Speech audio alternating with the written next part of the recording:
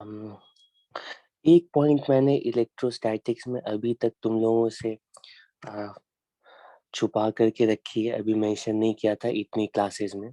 हालाँकि ये पॉइंट तुम्हें पहले से ही बताना चाहिए था कि हम अभी तक जितने भी इलेक्ट्रिक फील्ड कैलकुलेशन के प्रॉब्लम्स को या पोटेंशियल कैलकुलेशन के प्रॉब्लम्स को डिस्कस कर रहे हैं, अभी तक जितने भी क्वेश्चंस हम सॉल्व कर रहे हैं, वहां पे हम ऐसा अज्यूम कर रहे हैं कि चार्जेस स्टेशनरी है। ठीक है, सिर्फ स्टेशनरी चार्जेस के केस में ही हम इलेक्ट्रिक फील्ड जिस तरह से कैलकुलेट कर रहे हैं वैसे कैलकुलेट कर सकते हैं। अगर चार्जेस मूविंग होंगे तो फिर इलेक्ट्रिक फील्ड जितनी हम कैलकुलेट कर रहे हैं जरूरी नहीं है कि उतनी इलेक्ट्रिक फील्ड उन पॉइंट्स पर आए। ठीक है, तो मान लो हमारे पास कुछ ऐसी सिचुएशन है, यहाँ पे Q1 Q2 Q3। ठीक है तो एक सिस्टम कंसीडर करते हैं जिसमें कि ये 3 पॉइंट चार्जेस है और इसके आसपास कोई पॉइंट पी है। इस पी पॉइंट पर इलेक्ट्रिक फील्ड कैलकुलेट करना है। तुम बोलोगे ये तो बहुत आसान क्वेश्चन है, वर्ल्ड्स इजीएस्ट प्रॉब्लम है। एक एक करके Q1 Q2 Q3 के लिए इलेक्ट्रिक फील्ड कैलकुलेट कर लिया और इन तीनों को ऐड कर दिया। ठीक है, ये resultant electric field P point पर आ गई। ठीक है, लेकिन मैं कह रहा हूँ कि ये इलेक्ट्रिक फील्ड पी पॉइंट पर जो इलेक्ट्रिक फील्ड कैलकुलेट किया है के Q1 अपॉन R1 स्क्वायर, अगर मान लो लेटेस्ट से ये R1 है, R2 है ना, ये R3 है, तो पी पॉइंट पर जो इलेक्ट्रिक फील्ड उन्होंने कैलकुलेट किया है के Q1 अपॉन R1 स्क्वायर, के Q2 अपॉन R2 स्क्वायर, के Q3 अपॉन R3 स्क्वायर, इस तरह से ऐड करके ये actual electric field P point पर नहीं होगी अगर ये चार्जेस इस मोमेंट पे मूविंग होंगे। तो मान लो जिस मोमेंट पे तुम्हें इलेक्ट्रिक फील्ड पी पॉइंट पर कैलकुलेट करने को कहा गया है उस टाइम पे ये तीनों स्टेशनरी नहीं है, इनके पास कुछ वेलोसिटीज भी है किसी भी डायरेक्शन में। कुछ ऐसे है, ये V1 है, ये कुछ इधर जा रहा है V2 है, ये V3 है तो मेरा क्वेश्चन है, मान लो किसी इंस्टेंट पे तुम्हें चार्ज सिस्टम दे दिया गया, चार्ज सिस्टम की सिचुएशन दे दी गई है कि तीनों चार्जेस मूविंग है, या हम इतना सिस्टम कॉम्प्लिकेट क्यों करें। मैं एक ही पॉइंट चार्ज की बात करता हूँ, लेट अस से ये पॉइंट चार्ज ठीक है क्यू है और ये आर डिस्टेंस पर है, और तुम बोलोगे पी पॉइंट पर जो इलेक्ट्रिक फील्ड की वैल्यू होनी चाहिए वो के क्यू अपॉन आर स्क्वायर होनी चाहिए। लेकिन जैसे ही मैं कहता हूँ कि ये पॉइंट चार्ज इस मोमेंट पे, जिस मोमेंट पे हम इलेक्ट्रिक फील्ड कैलकुलेट करें, ये स्टेशनरी है, सॉरी स्टेशनरी नहीं है, तो फिर पी पॉइंट पर इलेक्ट्रिक फील्ड की वैल्यू कितनी होगी बताओ क्या लगता है तुम्हें?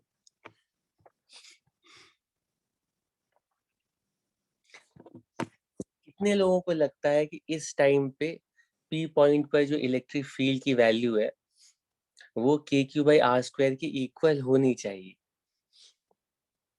मैंने क्या बोला उसके बारे में मत सोचो, खुद से अपना दिमाग लगाओ, सोच करके बताओ कि किसी मोमेंट पे चार्ज पार्टिकल वी वेलोसिटी से ट्रैवल कर रहा है, बिल्कुल उसी मोमेंट पे पी पॉइंट पर इलेक्ट्रिक फील्ड की वैल्यू कितनी होगी?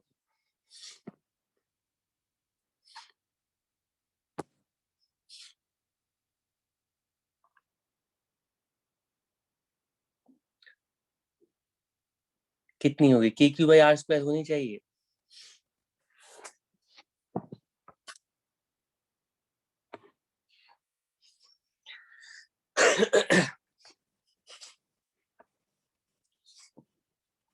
ठीक है,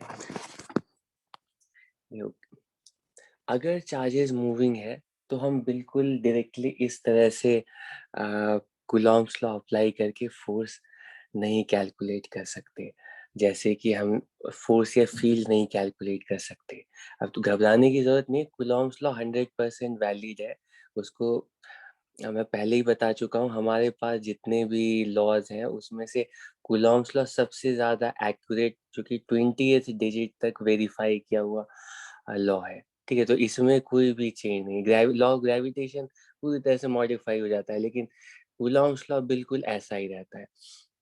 ठीक है, लेकिन लेकिन जब ये चार्ज मूविंग है तो पॉइंट ये है कि जैसे ही क्यू, कैपिटल क्यू चार्ज इस पॉइंट पर पहुंचेगा, एग्जैक्टली क्या एग्जैक्टली उसी मोमेंट पे पी पॉइंट पे इलेक्ट्रिक फील्ड के Q by R square appear होगी या नहीं होगी। मैं कह रहा हूँ चलो एक हाइपोथेटिकल सिचुएशन थोड़ी इमेजिन करते हैं। मान लो अभी यहाँ पे कोई चार्ज नहीं है, ठीक है, कोई फील्ड नहीं है।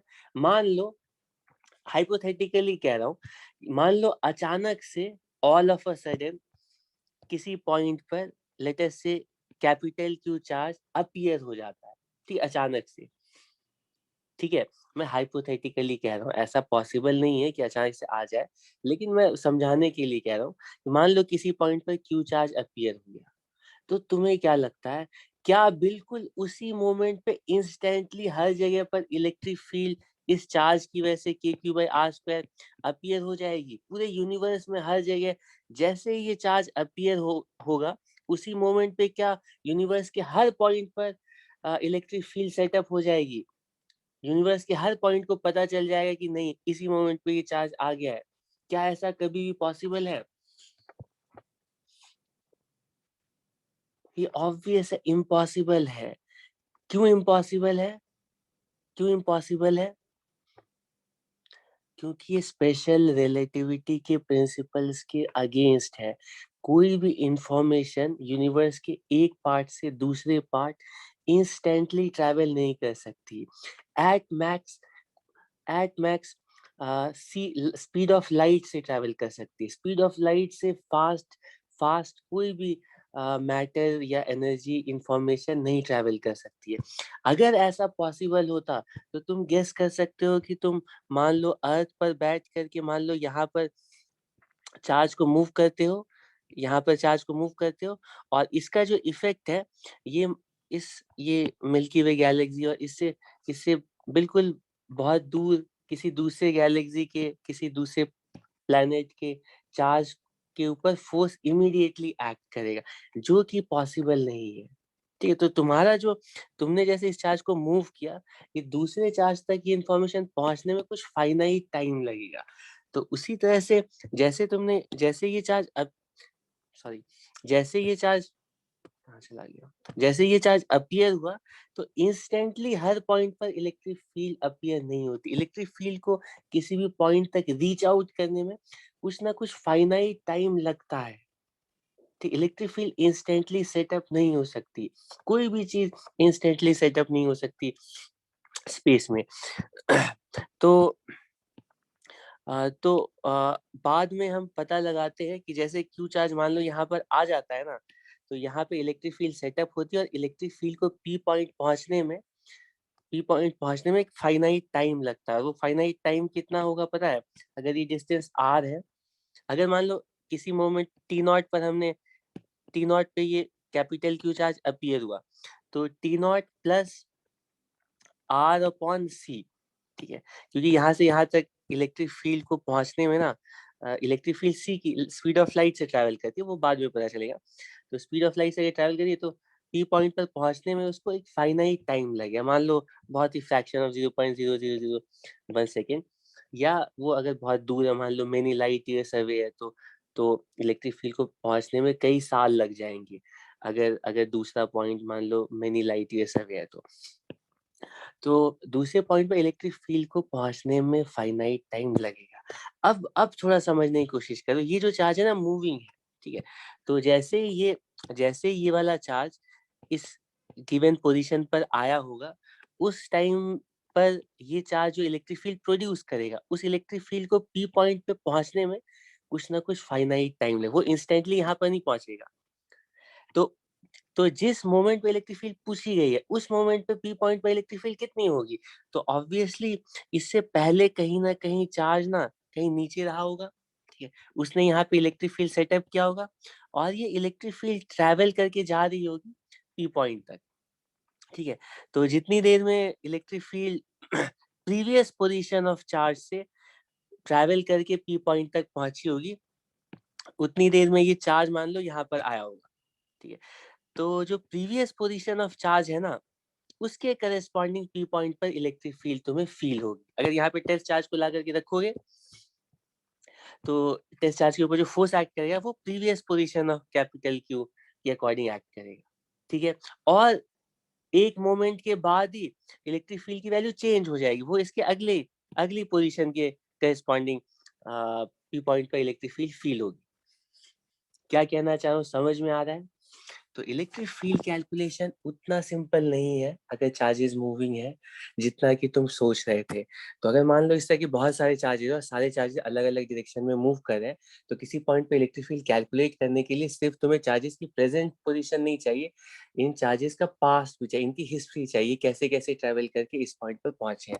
तो इस पॉइंट पर इलेक्ट्रिक फील्ड, इस पी पॉइंट पर इलेक्ट्रिक फील्ड, हाँ हाँ सुहाना तुम सही कह रही हो। तो पी पॉइंट पर इलेक्ट्रिक फील्ड कैलकुलेट करने के लिए तो तुम्हें इन सारे चार्जेस की हिस्ट्री भी चाहिए, ठीक है। तो ये जहां जहां से पास करके आए हैं ना, वहां की इलेक्ट्रिक फील्ड, जिस जिस मोमेंट पे तुम पी पॉइंट पर इलेक्ट्रिक फील्ड कैलकुलेट कर रहे हो, उस मोमेंट पे चार्जेस की प्रीवियस पोजीशन से जो पहुंच रही होगी इलेक्ट्रिक फील्ड, उनका हमें रिजल्टेंट निकालना पड़ेगा, ठीक है। तो ये कैलकुलेशन तो बहुत ही कॉम्प्लिकेटेड हो जाएगी जैसे जैसे हमारा चार्ज सिस्टम कॉम्प्लिकेटेड हो जाएगा। इसीलिए हम अपनी सिचुएशन को हम अपनी सिचुएशन को कॉम्प्लिकेट नहीं करते, हम बोलते हैं कि हम इलेक्ट्रिक फील्ड सिर्फ ऐसे ही केसेस के लिए कैलकुलेट करेंगे जिसमें कि चार्जेस रेस्ट पर है, चार्जेस जहाँ पे ड्रॉ किए गए वहीं पर है, चार्जेस जहाँ पर ड्रॉ किए गए वहीं पर है, और हमेशा यहीं पर है, ठीक है। आज आज भी ये चार्जेस यहीं पर है, कल भी यहीं पर था, और इससे पहले भी हमेशा ये चार्जेस यहीं पर थे। अगर चार्जेस हमेशा स्टैटिक कंडीशन में, तब हम श्योर शॉट कह सकते हैं कि पी पॉइंट पर इलेक्ट्रिक फील्ड की वैल्यू के क्यू बाई आर स्क्वायर के अकॉर्डिंग कैलकुलेट कर सकते हैं, ठीक। क्योंकि क्योंकि अगर वो हमेशा से ये चार्जेस ऐसे ही है, तो इनकी वजह से इलेक्ट्रिक फील्ड पी पॉइंट पर पहुंच गई हुई, सेटअप हो गई हुई, कोई प्रॉब्लम नहीं है, ठीक है। या फिर अगर ऐसी सिचुएशन है जिसमें कि चार्ज चार्ज सिस्टम और वो पॉइंट जहाँ पर हम इलेक्ट्रिक फील्ड कैलकुलेट कर रहे हैं, वो मानो लैब में है या बहुत पास है, ठीक है, बहुत ज्यादा दूर नहीं है। तो अ, अगर मान लो हम एक एक कमरे के अंदर की बात करें, इस कमरे के अंदर तुम एक चार्ज को मूव कराते हो और उससे सिर्फ 1 मीटर 10 मीटर की दूरी पर इलेक्ट्रिक फील्ड कैलकुलेट करते हो। तो यहाँ पे अगर चार्जेस मूव कर रहा है ना, यहाँ पे अगर चार्जेस मूव कर रहे हैं, तो मूव करने का ज्यादा इफेक्ट नहीं आएगा, क्योंकि इतने पास से इलेक्ट्रिक फील्ड को रीच आउट करने में बिल्कुल fraction of time, almost negligible time लगेगा। तो तुम यहाँ पर ऐसा बोल सकते हो कि अगर चार्ज मूविंग भी है, तो बिल्कुल इंस्टेंटली पी पॉइंट पर इलेक्ट्रिक फील्ड सेटअप हो जाएगी, ठीक है। लेकिन इसको जनरलाइज नहीं कर सकते हैं, ठीक है। तो ये पॉइंट हमारे दिमाग में रहना चाहिए इलेक्ट्रिक फील्ड कैलकुलेट करते टाइम, ठीक है। तो इलेक्ट्रिक फील्ड कैलकुलेशन इतना सिंपल नहीं, इसी हम सिचुएशन को सिंप्लीफाई कैसे करते हैं, इलेक्ट्रोस्टैटिक कंडीशन में सिर्फ हम इलेक्ट्रिक फील्ड कैलकुलेट करते हैं। लेकिन मान लो इलेक्ट्रिक फील्ड तुम्हें, अब तुम्हें एडवांटेज पता चलेगा, अगर हमें कहीं पर इलेक्ट्रिक फील्ड दे दी गई है, ठीक है, इलेक्ट्रिक फील्ड बता दी गई है कि इस पॉइंट पर इलेक्ट्रिक फील्ड कैसे सेटअप हुई, वो तो कैलकुलेट करना एक कॉम्प्लिकेटेड प्रोसेस है। लेकिन मान लो पी पॉइंट पर इलेक्ट्रिक फील्ड की वैल्यू दे दी गई है, अब अगर इलेक्ट्रिक फील्ड पता है, ठीक है, तो कैसे भी कैलकुलेट किया हो, यहाँ पर अगर क्यू चार्ज रखेंगे, तो इस क्यू चार्ज के ऊपर Q times electric field present at point P के इक्वल फोर्स एक्ट करेगा, ठीक है। इसमें कोई प्रॉब्लम नहीं है, ठीक है। ओके, कि अब हम अपने टॉपिक पर आ जाते हैं। कंडक्टर्स कंडक्टर्स के बारे में पहले से तुम्हें बता दिया जा चुका है कि कंडक्टर्स का मतलब यही होता है कि ऐसे मटेरियल्स जिनके अंदर free electrons plenty of amount में अवेलेबल है, ठीक है। ये कंडक्टर है। कंडक्टर का मतलब है कि इसके अंदर कोई भी एटम अगर है, एटम बहुत ही ठीक है, ठीक है, इसमें मेनी बहुत सारे आइटम्स हैं, ठीक है, न्यूमरस आइटम्स हैं, और बहुत ही मतलब लार्ज अमाउंट ऑफ आइटम्स है, तो बिल्कुल ऑलमोस्ट कंटिन्यूअसली मान लो आइटम्स इसमें है। तो कंडक्टर्स का मतलब है कि हर आइटम से ना इलेक्ट्रॉन्स फ्री हो गए, ठीक है, तो कंडक्टर के अंदर पॉजिटिव आयंस का ऐसे एरे होता है, ठीक है, ये बताया जा चुका है। इस तरह से पॉजिटिव पॉजिटिव आयंस का एरे होता है।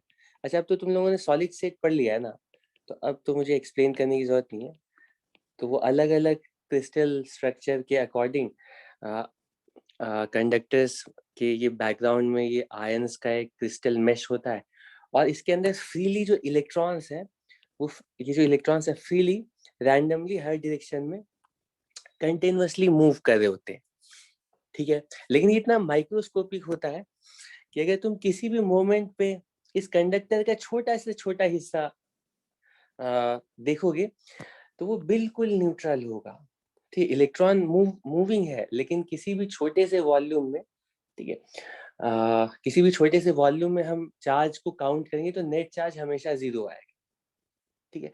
तो कंडक्टर एक तरह, अगर तुम बहुत ही माइक्रोस्कोपिक लेवल पे जाओगे तो ये ऐसा पिक्चर दिखेगा कि थोड़ा स्पेस पे ये आयंस है, लेकिन लेकिन हम अपने अगर डोमेन में रह करके इस कंडक्टर को देखेंगे, तो कंडक्टर हमें ऐसा फील होगा कि बिल्कुल बिल्कुल बिल्कुल कंटिन्यूअस है, अंदर से डिस्क्रीट ऐसे आयन जैसा नहीं, बिल्कुल कंटिन्यूअस है और बिल्कुल न्यूट्रल है, ठीक है। बिल्कुल उसी तरह से जैसे कोई भी बिल्कुल, मान लो किसी भी कंपाउंड का फाइन पाउडर लेते हो, तो वो बहुत ही माइक्रोस्कोपिक लेवल पे जाते हो तो वो तुम्हें कोर्स डिस्क्रीट पार्टिकल्स दिखते हैं, लेकिन वो ऐसे कंटिन्यूअस ही फील होता है। तो उसी तरह से ये जो कंडक्टर है ना, वो बिल्कुल बिल्कुल कंटिन्यूअस फील होगा, और किसी भी वॉल्यूम के अंदर नेट चार्ज 0, ठीक है।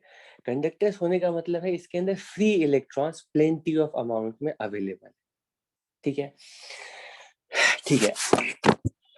अब इसके बाद आ, अब इसके बाद हमारा टारगेट ये है कि अगर कंडक्टर भी हमें सिस्टम में दे दिया जाए, तो हम चार्जेस के साथ साथ कंडक्टर्स भी दे दिया है, तो भी हम इलेक्ट्रिक फील्ड पता लगा पाए, पोटेंशियल हर पॉइंट पर कैलकुलेट कर पाए, ठीक है।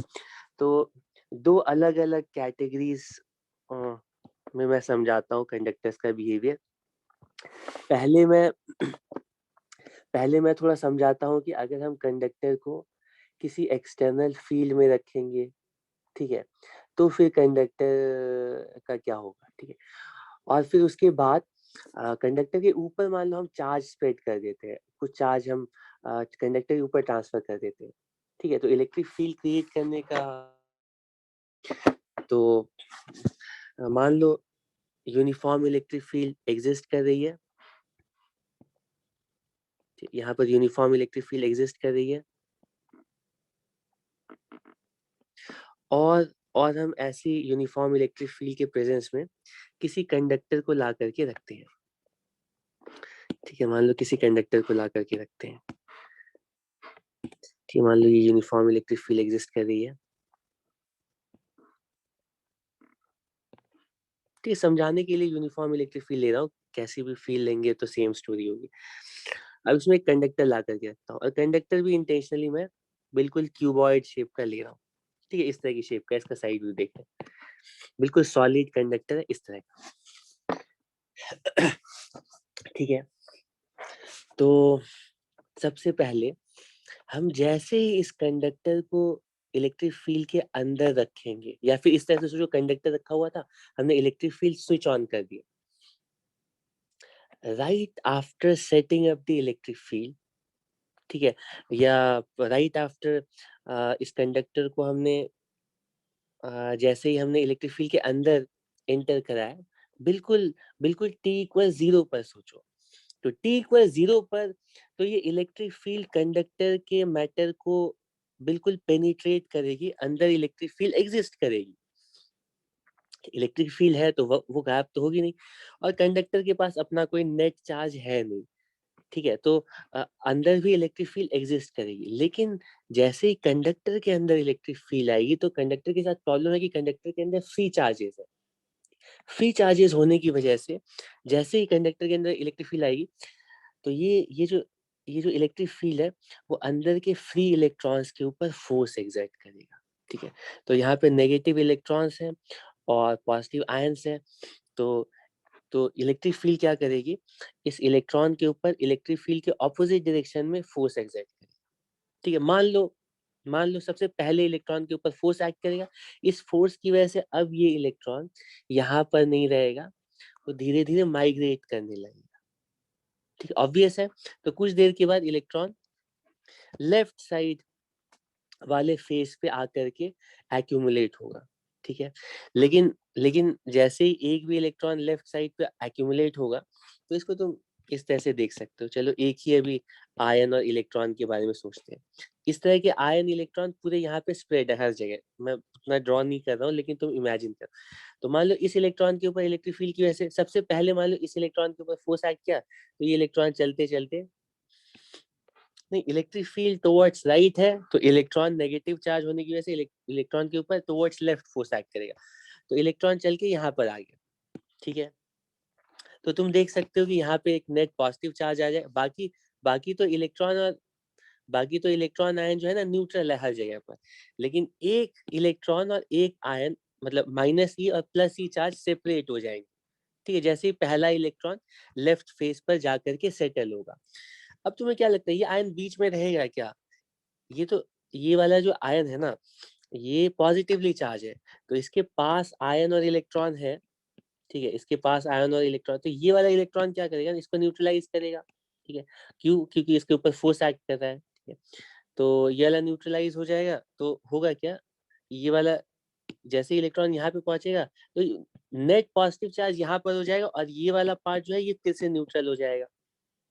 अब मैं कह रहा हूँ इसके लेफ्ट साइड, इसके राइट साइड में और एक आयन और इलेक्ट्रॉन है, तो इलेक्ट्रिक फील्ड तो एग्जिस्ट कर रही है, तो ये इलेक्ट्रिक फील्ड क्या करेगी, इलेक्ट्रॉन को towards towards left direction force exert करे। इस फोर्स की वजह से ये आगे जाएगा, और ये वाला जो आयन है इसको ये न्यूट्रलाइज करेगा।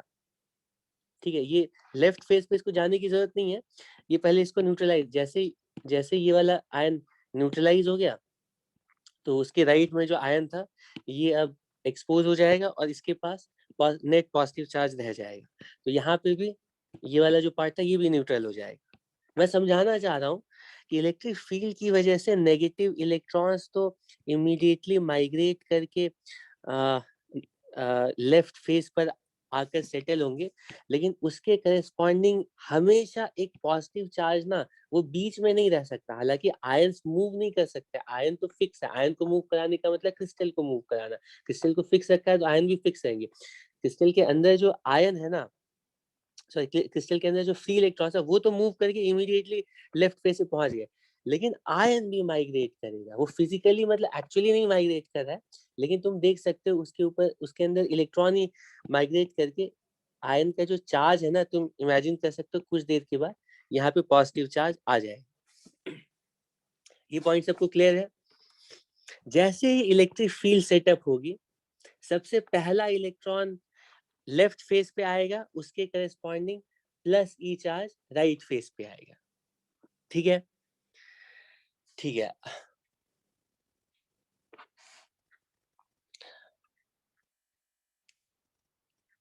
अरे आशिक, तुमने सुना नहीं, उतनी देर से मैं यही एक्सप्लेन कर रहा था। तुम अरे फिर से पूरा तुम रिपीट करवाओगे। ठीक है, मैं जल्दी जल्दी बता रहा हूँ, ध्यान से सुनना। मैंने बोला कि इलेक्ट्रॉन के ऊपर तो फोर्स एक्ट किया। यहाँ पे मैं कोई एक एटम ले रहा हूँ। एक एटम के पास पॉजिटिव आयन है, नेगेटिव इलेक्ट्रॉन है, नेगेटिव फ्री इलेक्ट्रॉन है। इलेक्ट्रॉन फ्रीली माइग्रेट कर सकता है, क्योंकि वो क्योंकि वो फ्री हो चुका है। उस मतलब थर्मल एनर्जी, कंडक्टर्स के अंदर जो रूम टेम्परेचर पर थर्मल एनर्जी होती है उसकी वजह से वो अपने न्यूक्लियस से ना वो फ्री हो जाता है। उसके पास इतनी एनर्जी होती है कि वो जंप करके बाहर आ जाता है। ठीक है, अब ये इलेक्ट्रॉन फ्री हो गया है। तो मैं पहला पॉइंट मैंने बोला कि इलेक्ट्रिक फील्ड की वजह से इलेक्ट्रॉन के ऊपर टुवर्ड्स लेफ्ट फोर्स एक्ट करेगा, तो इलेक्ट्रॉन चल करके लेफ्ट फेस पर आ गया। अब मैं कह रहा हूँ कि इस आयन के ऊपर भी फोर्स एक्ट करेगा राइट में, लेकिन आयन डायरेक्टली नहीं मूव करता। आयन यहाँ पे पहुंचेगा, लेकिन कैसे पहुंचेगा, वो डायरेक्टली खुद मूव फिजिकली मूव करके नहीं पहुंचेगा। ठीक है, तो मैंने बोला कि बाकी सारे जितने भी आयंस है ना, पहले सिर्फ एक एटम के बारे में सोचें। ऐसा ही ऐसी स्टोरी हर एक एटम के साथ इसकी मतलब ऐसी स्टोरी और बाकी एटम्स के साथ भी होगी, लेकिन सिर्फ एक एटम के बारे में पहले डिस्कस करें। एक एटम का नेगेटिव चार्ज जैसे लेफ्ट फेस पर आकर के एक्यूमुलेट होगा, तो जो पॉजिटिव चार्ज है ना वो भी एक्सपोज हो जाएगा। तो नेगेटिव चार्ज, पॉजिटिव चार्ज, यहाँ पर net negative net positive charge अलग अलग सेपरेट हो जाएंगे, ठीक है।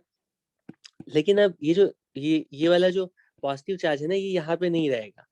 तो वो कैसे माइग्रेट करेगा, तो वही समझा रहा था कि इसके राइट में एक और आयन होगा, और हर जगह ये आयन है, और यहाँ पे एक इलेक्ट्रॉन होगा, और ये वाला जो एटम है ये न्यूट्रल है, ठीक है।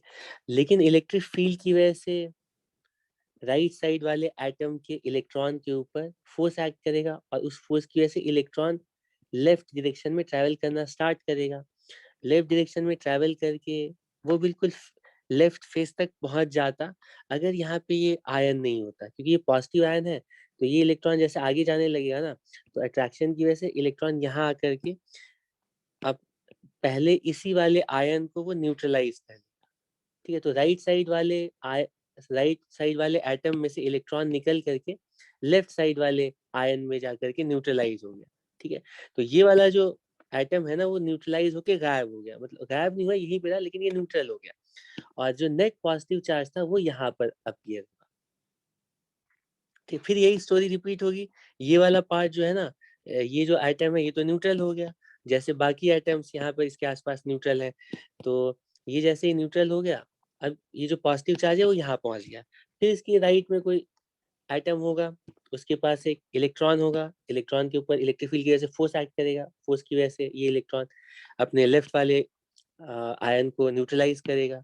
न्यूट्रलाइज करने के बाद जो राइट साइड वाला आयन है वो एक्सपोज हो जाएगा, उसके पास पॉजिटिव चार्ज आ जाएगा, ठीक है। और धीरे धीरे ये जो पॉजिटिव चार्ज है ना वो राइट वाले फेस पर जा करके एक्यूमुलेट हो जाएगा, ठीक है। तो जैसे ही हम कंडक्टर को इलेक्ट्रिक फील्ड के अंदर रखते हैं, तो सबसे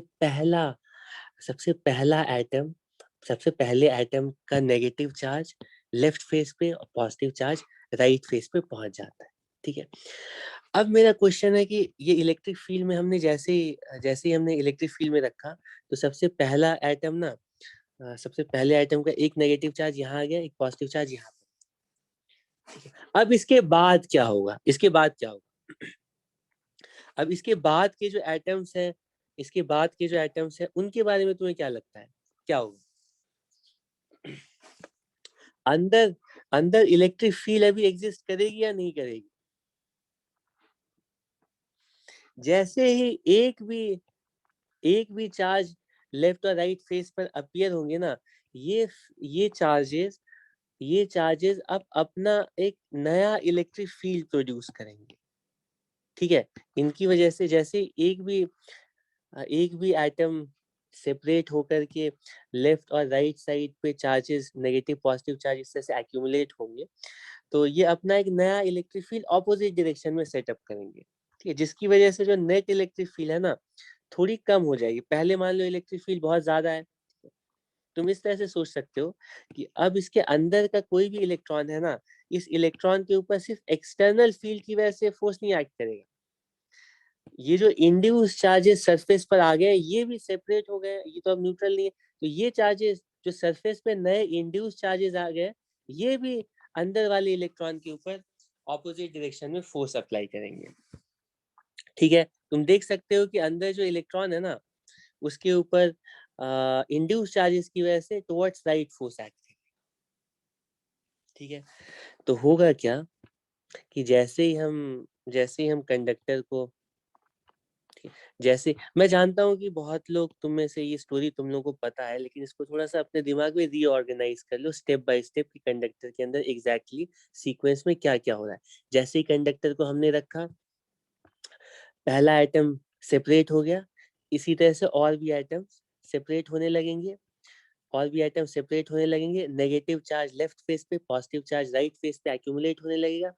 लेकिन आ, लेकिन आ, लेकिन इस कंडक्टर के सरफेसेस पर जैसे ही इंड्यूस चार्जेस आने लगेंगे, तो कंडक्टर के अंदर जो नेट इलेक्ट्रिक फील्ड है वो अब पहले के कंपैरिजन में चेंज होने लगी। तुम अंदर के किसी भी पॉइंट पर अगर देखोगे, तो पी पॉइंट पे ये तो एक्सटर्नल फील्ड है, ठीक है, एक्सटर्नल फील्ड टुवर्ड्स राइट है, लेकिन इसके साथ साथ इंड्यूस इलेक्ट्रिक फील्ड भी यहाँ पर अपीयर होने लगी। ये ब्लू कलर्स में इंड्यूस इलेक्ट्रिक फील्ड दिखा रहा हूँ, इसके ऊपर इंड्यूस इलेक्ट्रिक फील्ड भी आने लगी। ठीक है, लेकिन अभी स्टार्टिंग में तुम देख सकते हो, स्टार्टिंग में क्योंकि बहुत कम चार्जेस लेफ्ट और राइट फेसेस पर आए होंगे, तो स्टार्टिंग में इंड्यूस इलेक्ट्रिक फील्ड बहुत कम होगी, तो नेट इलेक्ट्रिक फील्ड अभी भी टुवर्ड्स राइट एग्जिस्ट कर रही है। लेकिन जब तक net electric field towards right exist करेगी, तब तक कंडक्टर के अंदर के एटम सेपरेट होकर के, ऑलरेडी सेपरेटेड है लेकिन उनके चार्जेस मैं कह रहा हूँ सेपरेट होकर के, पॉजिटिव चार्ज राइट फेस पे और नेगेटिव चार्ज लेफ्ट फेस पे एक्यूमुलेट होते चले जाएंगे। तो सरफेस पर चार्जेस बढ़ते जाएंगे, लेकिन सरफेस पर जैसे ही चार्जेस बढ़ते जाएंगे, ये जो इंड्यूस इलेक्ट्रिक फील्ड है ना वो भी बढ़ेगी, और इंड्यूस इलेक्ट्रिक फील्ड बढ़ेगी तो नेट इलेक्ट्रिक फील्ड डिक्रीज करेगा। लेकिन अगर अभी भी नेट इलेक्ट्रिक फील्ड बचा है तो अभी भी चार्ज माइग्रेशन और चार्ज इंड्यूस चार्ज एक्यूमुलेशन वो कंटिन्यू रहेगा और इंड्यूस इलेक्ट्रिक फील्ड इंक्रीज होती रहेगी। ठीक है, इंड्यूस इलेक्ट्रिक फील्ड, लेकिन ऐसा कब तक? एक टाइम आएगा कि कंडक्टर के सरफेसेस पर चार्जेस बढ़ते बढ़ते बढ़ते चार्जेस इतने ज्यादा होंगे कि इंड्यूस्ड इलेक्ट्रिक फील्ड बिल्कुल एक्सटर्नल इलेक्ट्रिक फील्ड के इक्वल हो जाएगी, कि उस टाइम में नेट इलेक्ट्रिक फील्ड जीरो। और जैसे ही कंडक्टर के अंदर नेट इलेक्ट्रिक फील्ड जीरो होगी, अब इस कंडक्टर के अंदर जैसे ही नेट इलेक्ट्रिक फील्ड कंडक्टर के अंदर जीरो हो जाएगी, तो इलेक्ट्रिक फील्ड लाइंस कुछ ऐसी हो जाएंगी। अब इस कंडक्टर के अंदर फ्री इलेक्ट्रॉन्स तो है, लेकिन अब किसी भी फ्री इलेक्ट्रॉन के ऊपर अब कोई फोर्स नहीं एक्ट करेगा। ठीक है, तो अब कंडक्टर के अंदर वाला पार्ट जो है बिल्कुल पहले की तरह वैसे ही न्यूट्रल हो जाएगा जैसे कि बिना इलेक्ट्रिक फील्ड के था। ठीक, कंडक्टर जब ऐसे रखा हुआ था तो इसके ऊपर positive ions, negative electrons, negative free electrons बिल्कुल हर छोटे से छोटे वॉल्यूम में बिल्कुल न्यूट्रल अमाउंट में प्रेजेंट थे, पूरा वॉल्यूम न्यूट्रल था। ठीक है, तो जैसे इस कंडक्टर को हम इलेक्ट्रिक फील्ड में रखते हैं, तो इसके अंदर के कुछ चार्जेस, क्योंकि कंडक्टर के अंदर बिल्कुल प्लेंटी ऑफ चार्जेस अवेलेबल है, तो उसमें से कुछ चार्जेस जो है वो तुम सोच रहे होगे कि हो सकता है कि कंडक्टर के अंदर सारे एटम के इलेक्ट्रॉन लेफ्ट में आ जाए। वो पॉसिबल नहीं है, उसके लिए बहुत huge huge huge huge field चाहिए जो कि प्रैक्टिकली अवेलेबल नहीं होती है। तो कंडक्टर के अंदर जितने एटम्स हैं उसका बहुत थोड़ा सा फ्रैक्शन क्या होगा ना, लेफ्ट और राइट साइड में एक्यूमुलेट होगा, और जैसे ही कंडक्टर के सरफेसेस पर इंड्यूस चार्जेस आएंगे, इंड्यूस चार्जेस की वजह से जो इलेक्ट्रिक फील्ड है, इंड्यूस इलेक्ट्रिक फील्ड है, वो एक्सटर्नल इलेक्ट्रिक फील्ड को न्यूट्रलाइज करेगी और अंदर नेट इलेक्ट्रिक फील्ड जीरो हो जाएगी। और जैसे ही नेट इलेक्ट्रिक फील्ड जीरो हो गई, अब अंदर की किसी भी इलेक्ट्रॉन को कोई प्रॉब्लम नहीं है, पहले की तरह पॉजिटिव आयंस और नेगेटिव फ्री इलेक्ट्रॉन्स रैंडमली रोम कर रहे होंगे। ठीक है, यहाँ तक किसी को कोई प्रॉब्लम है? यहाँ तक किसी को कोई प्रॉब्लम है? ये तो मैं एक बहुत ही रेगुलर शेप की और बिल्कुल यूनिफॉर्म फील्ड में रख करके स्टोरी एक्सप्लेन कर रहा था, लेकिन मैं कह रहा हूँ चाहे फील्ड कैसी भी हो और कंडक्टर की शेप कैसी भी हो, मान लो पोटैटो की शेप का एक हम कंडक्टर ला करके रखते हैं। ठीक है, ये इंटरेस्टिंग है कि कंडक्टर की शेप कैसी भी हो, कंडक्टर हमेशा अपना एक इंड्यूस चार्जेस का ऐसा अरेंजमेंट बना ही लेगा जिसकी वजह से कंडक्टर के अंदर कभी भी नेट इलेक्ट्रिक फील्ड नहीं एग्जिस्ट करेगी। हाँ, जैसे ही कंडक्टर को हम इलेक्ट्रिक फील्ड के अंदर रखते हैं तो थोड़ा सा फ्रैक्शन ऑफ टाइम एग्जिस्ट करेगा, जितनी देर में चार्जेस जो है माइग्रेट कर रहे होंगे। जब तक चार्जेस माइग्रेट कर रहे होंगे तब तक तब तक अंदर इलेक्ट्रिक फील्ड एग्जिस्ट कर रही होगी, लेकिन एक बार ये सारे चार्जेस सेटल हो गए सरफेसेस पर, तो उसके बाद इलेक्ट्रोस्टैटिक कंडीशन अटेन हो गई, उसके बाद कंडक्टर के अंदर नेट इलेक्ट्रिक फील्ड हमेशा जीरो होगी। क्यों? क्योंकि अगर कंडक्टर के अंदर इलेक्ट्रिक फील्ड होती तो अंदर के फ्री इलेक्ट्रॉन्स भी माइग्रेट करते। ठीक, अब क्योंकि इलेक्ट्रोस्टैटिक सिचुएशन आ गई है, फाइनली सारे चार्जेस को जहां जहां जाना था वहां जाकर के सेटल हो गए, चार्जेस मूव नहीं कर रहे, इसका मतलब है कि अंदर नेट इलेक्ट्रिक फील्ड जीरो हो गई है। कंडक्टर हमेशा ऐसा अरेंजमेंट इंड्यूस चार्जेस का अपने सरफेस पर ऐसा हमेशा ऐसा अरेंजमेंट हमेशा वो सेटअप कर ही लेगा जिससे कि कंडक्टर के अंदर के वॉल्यूम में इलेक्ट्रिक फील्ड हमेशा हमेशा जीरो होगी। इसमें कोई प्रॉब्लम है किसी को? यहाँ तक किसी को कोई प्रॉब्लम है तो यहाँ पे पहले पूछ लो, तभी हम आगे कुछ इसके बारे में एक्सप्लेन कर सकते हैं। यहाँ तक सबको क्लियर है? इसमें कोई भी रॉकेट साइंस यूज नहीं, बहुत ही बिल्कुल सिंपल फोर्स से एक्सप्लेन किया हूँ कि कंडक्टर को जब भी हम इलेक्ट्रिक फील्ड में रखेंगे तो कंडक्टर अंदर कभी भी इलेक्ट्रिक फील्ड एग्जिस्ट नहीं करेगी। ठीक है, ठीक है। ये तो मैंने ऐसा एग्जांपल लिया था जिसमें कि हमने कंडक्टर को एक्सटर्नल इलेक्ट्रिक फील्ड में रखा था। ठीक है, मान लो हम कंडक्टर के ऊपर हम कोई दूसरी पॉसिबिलिटी लेते हैं कि ये कंडक्टर है, कंडक्टर के ऊपर तुमने कुछ क्यू चार्ज ला करके डंप कर दिया।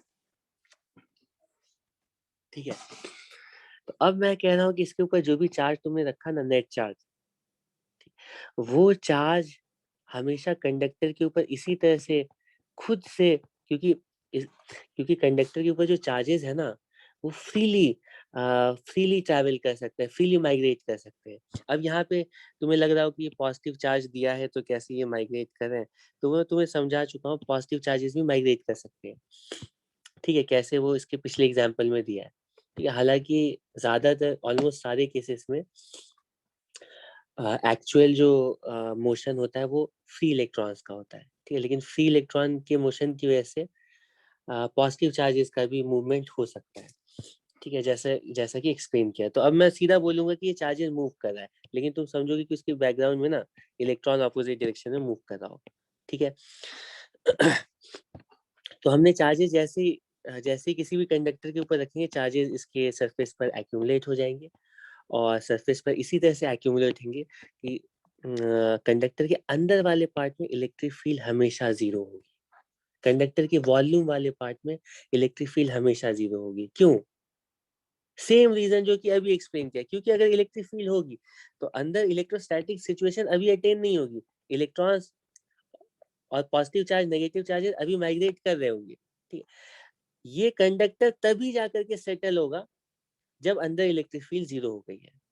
तो कंडक्टर अपने ऊपर चार्जेस को इस तरह से हमेशा हमेशा इस तरह से अरेंज कर ही लेगा कि नेट इलेक्ट्रिक फील्ड जीरो हो जाएगी। ठीक है, तो कंडक्टर की प्रॉपर्टी नंबर 1, ये सबसे पहला पेज कहाँ गया, चलो यहाँ पे नहीं, कंडक्टर की सबसे पहली प्रॉपर्टी क्या हो गई कि कंडक्टर के अंदर इलेक्ट्रिक फील्ड हमेशा जीरो। ठीक है, ऑलवेज जीरो इनसाइड। ये क्राइटेरिया है, अगर कंडक्टर है तो उसके अंदर इलेक्ट्रिक फील्ड हमेशा inside the volume of conductor. ठीक है, इलेक्ट्रिक फील्ड हमेशा कंडक्टर के वॉल्यूम वाले पार्ट में जीरो ही होगी। अब इसका कॉन्सिक्वेंस क्या होता है कि अगर कंडक्टर के अंदर इलेक्ट्रिक फील्ड जीरो होगी, तो अगला पॉइंट ध्यान से सुनना। अब मैं देखता हूँ तुम लोगों से कौन एक्सप्लेन करता है। इसका कॉन्सिक्वेंस ये होता है कि अगर अंदर इलेक्ट्रिक फील्ड नहीं एग्जिस्ट कर रही कंडक्टर के, कहाँ पर, कंडक्टर के वॉल्यूम वाले पार्ट में, तो कंडक्टर के वॉल्यूम वाले पार्ट में चार्ज भी नहीं एग्जिस्ट कर सकता है। कंडक्टर के ऊपर अगर नेट चार्ज आता है तो वो हमेशा कंडक्टर के सरफेस पर ही एक्यूमुलेट होगा, अंदर नहीं एग्जिस्ट करेगा। क्यों?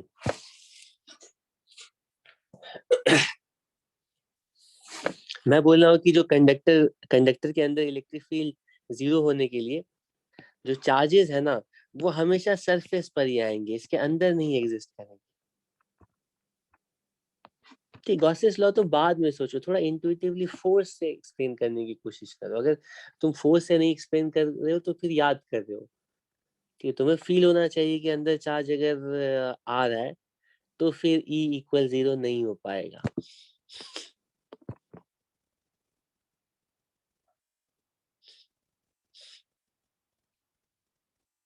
मैं कह रहा हूँ कि अरे इन दोनों, ये जो चार्ज अरेंजमेंट है ना, ये जो चार्ज अरेंजमेंट है इसकी वजह से अंदर इलेक्ट्रिक फील्ड जीरो हो गई।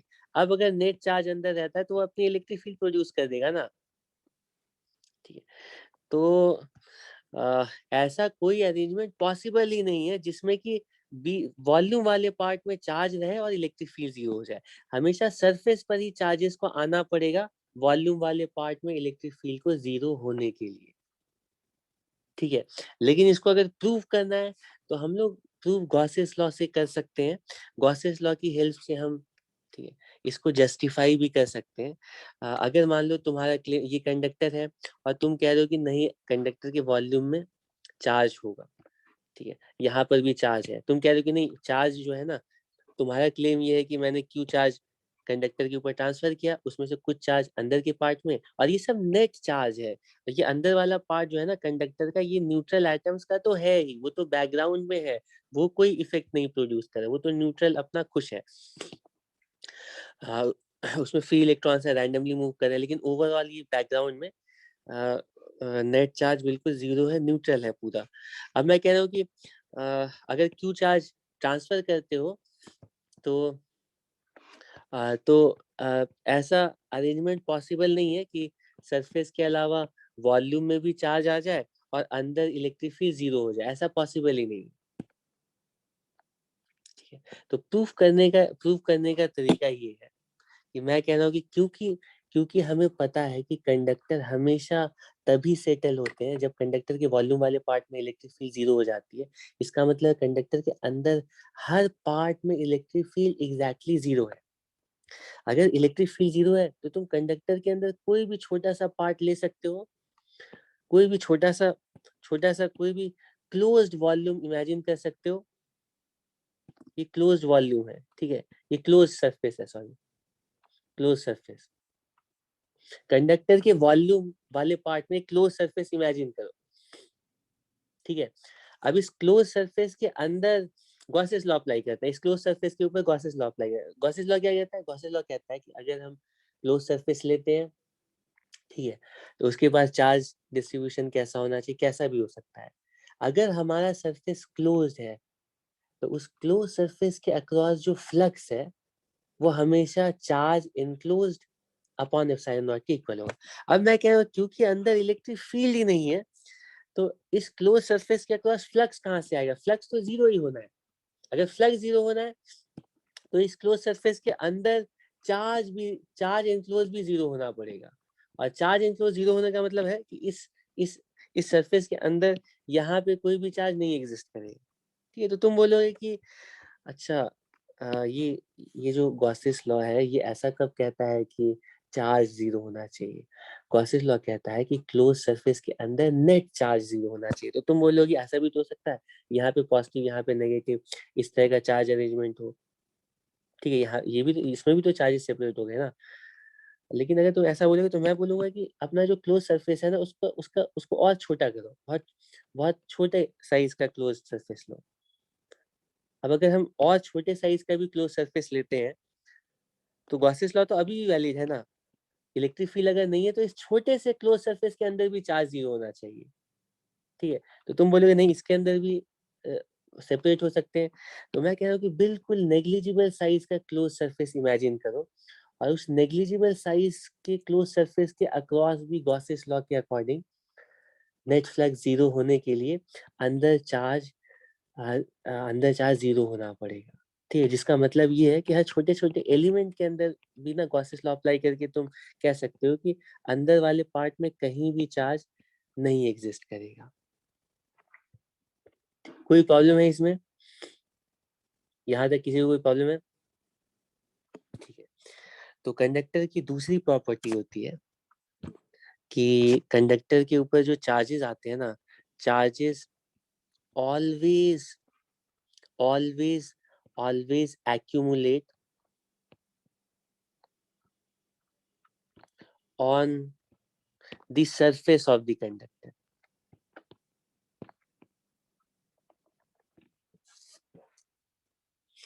ठीक है। Charges always accumulate on the surface of the conductor, ठीक है। या इसको हम थोड़ा सीक्वेंस में लिखते हैं, ठीक है। इसको मैं थोड़ा सीक्वेंस में लिखता हूँ। पहला पॉइंट लिखेंगे कंडक्टर के लिए कि कंडक्टर कभी भी, कंडक्टर अगर है तुम्हारे पास तो कंडक्टर के ऊपर अगर चार्जेस आ रहे, या तो चार्जेस हो ही नहीं, उसके आसपास कोई फील्ड नहीं है तो कंडक्टर पे चार्ज, लेकिन अगर चार्जेस आएंगे तो चार्जेस हमेशा सरफेस पर आएंगे, शॉर्ट में लिख रहा हूँ, always accumulate on the surface of the conductor, surface of conductor. Conductor के वॉल्यूम वाले पार्ट में चार्ज एग्जिस्ट नहीं कर सकता है, सरफेस पर होगा। नेक्स्ट पॉइंट क्या है, चार्जेस सिर्फ सरफेस पे होंगे और कंडक्टर के पहले चार्ज आता है इलेक्ट्रिक पोटेंशियल। तो उसी सीक्वेंस में मैं समझा रहा हूँ कि सबसे पहले कंडक्टर के ऊपर जो चार्जेस होंगे वो हमेशा सरफेस पे होंगे। इलेक्ट्रिक फील्ड, तो इलेक्ट्रिक फील्ड कंडक्टर के वॉल्यूम वाले पार्ट में, इसको मैं ई इनसाइड लिख रहा हूँ, ये जीरो होगा ऑलवेज। एक्सप्लेन कर चुके हैं कई बार। तो कंडक्टर के अंदर, कंडक्टर के वॉल्यूम वाला जो पार्ट है वहां पर इलेक्ट्रिक फील्ड हमेशा जीरो होगा, ठीक है।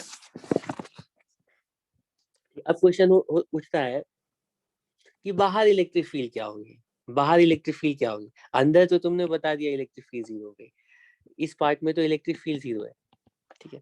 तो कंडक्टर के बाहर इलेक्ट्रिक फील्ड, क्योंकि हमें हर जगह पर इलेक्ट्रिक फील्ड के बारे में सोचना है, तो मेरा क्वेश्चन ये है कि बाहर किसी पॉइंट पे तुम्हें क्या लगता है कि इलेक्ट्रिक फील्ड की वैल्यू क्या होगी, पहले जितनी एक्सटर्नल इलेक्ट्रिक फील्ड थी उतनी ही रहेगी, या बाहर वाले पॉइंट पर इलेक्ट्रिक फील्ड की वैल्यू चेंज कर सकती है।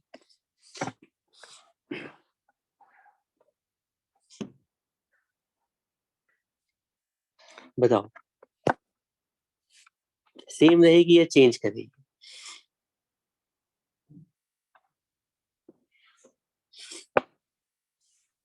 मैं जनरल केस के लिए पूछ रहा हूँ, इस केस के लिए नहीं पूछ रहा हूँ।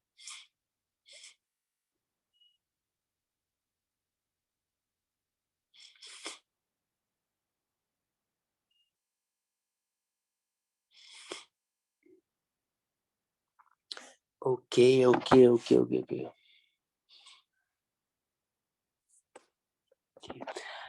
तो चलो पहले हम इसी केस को थोड़ा डिटेल में देख लेते हैं।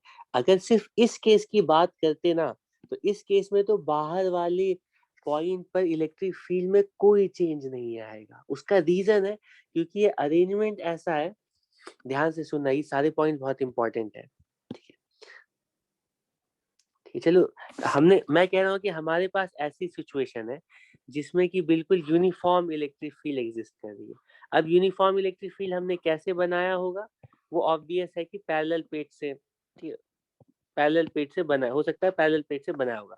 तो यहाँ पे जो है ना, ऐसे पैरेलल पैरेलल एक शीट होगी, यहाँ पे नेगेटिव चार्ज होगा, और इस पे जो भी चार्ज होगा उसके चार्ज डेंसिटी के अकॉर्डिंग अंदर जो एक्सटर्नल इलेक्ट्रिक फील्ड है वो सिग्मा अपॉन एप्सिलॉन नॉट के इक्वल, ठीक है।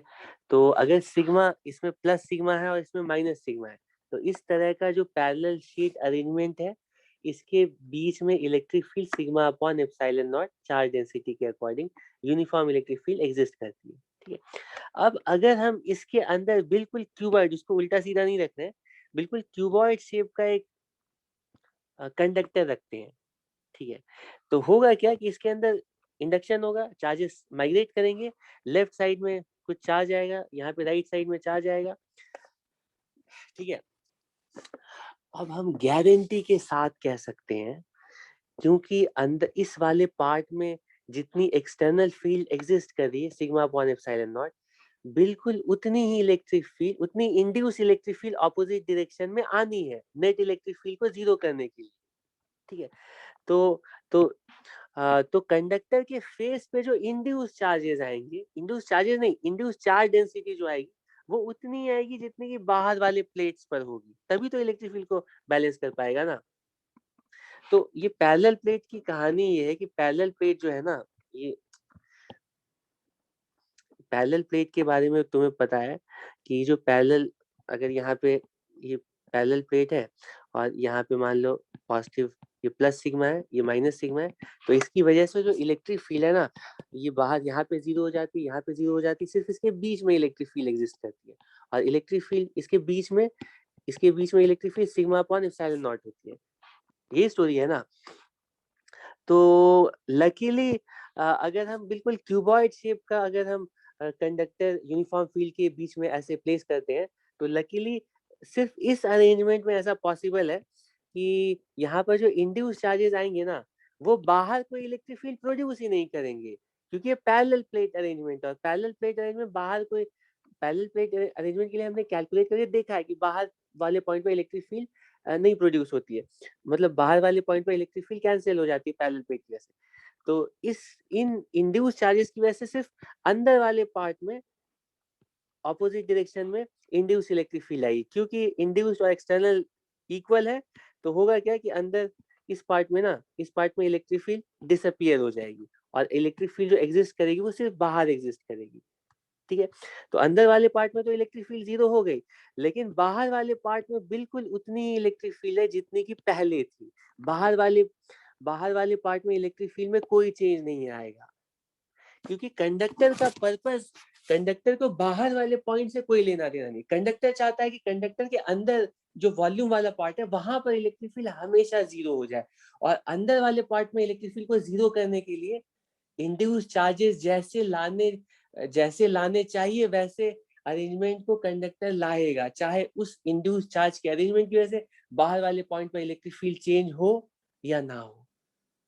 लेकिन ऐसा सिर्फ इसी केस के लिए पॉसिबल है, इसके अलावा अगर कोई भी दूसरा अरेंजमेंट लेंगे ना, या चलो इसी पर थोड़ा सा और, इस पे एक और पॉइंट मैं पूछ लेता हूँ तुम लोगों से, कि यहाँ पे चलो बाहर की जो एक्सटर्नल इलेक्ट्रिक फील्ड है वो वैसे ही रह गई, और अंदर की इलेक्ट्रिक फील्ड 0 हो गई, इलेक्ट्रिक फील्ड लाइंस का क्या होगा?